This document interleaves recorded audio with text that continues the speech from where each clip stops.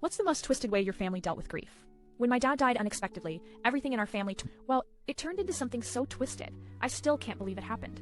My dad wasn't perfect. He struggled with addiction for years, mostly pills and occasionally booze. But by the time he passed, he was clean for almost a year, finally making peace with everything.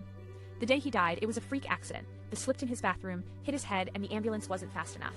His death hit us like a bomb. My mom, who had always been controlling but loving in her own messed up way, completely lost it. But not in the way you'd expect. Instead of grieving in private, she decided to turn her pain into a full-blown public spectacle. At the funeral, she did something that still haunts me. Instead of sharing a heartfelt eulogy or letting us mourn, she hired a psychic. Yes, an actual psychic. The woman ended up scaring the crap out of everyone, crying tears while saying, "Dad told me he's angry with you, Sarah." That's me. She said he was mad at me for not calling enough and said he had unfinished business. It was humiliating and bizarre. People whispered that maybe Mom was trying to get attention or control the narrative of Dad's memory. But the real twisted part came after the funeral. Within 2 weeks, Mom claimed Dad had left her a secret stash of valuables and money he hid before his death. None of us had ever known about it. She said she found a safe buried behind the garden shed during her visions with that psychic.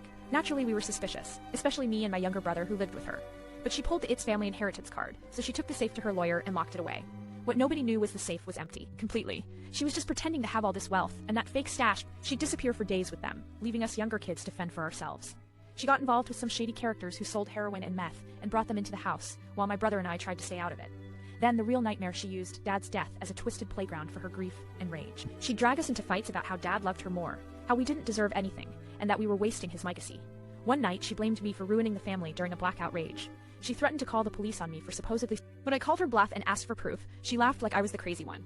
Eventually, my brother and I realized we had to get out, so we reached out to our grandmother, who lived 2 states away, and she took us in. But Mom, in some twisted act of revenge, changed the locks of the house, kept all our personal stuff, and told everyone we had abandoned Dad's memory. She even went as far as selling the house without telling us and throwing away years of photos, letters, and winter coats we desperately needed. Fast forward 6 months, I'd almost given up hope on any form of closure. But one day, I got an anonymous package in the mail. Inside was a dusty journal labeled "Dad's Notes Do Not Destroy." It was full of letters he wrote to Mom when he was in rehab, talking about loving his family but also begging her to get help for herself.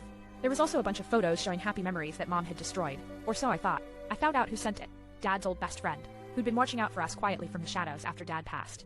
He was appalled by what had happened. He also handed me recorded voicemails Dad left for Mom in the months before he died. In these, Dad explicitly said he wanted us kids to be the ones to get everything after he was gone, that Mom was lost in her own world, and he hoped we'd keep the family together. Armed with that proof, my brother and I confronted Mom's lawyer. Turns out the lawyer knew Mom's been lying all along, but stayed silent because Mom was paying him well.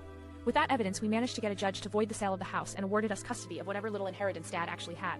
Turns out there was some money in his name, just hidden in boring bank accounts she never touched. The best part? With that money, me and my brother moved far away, into a small apartment just for us.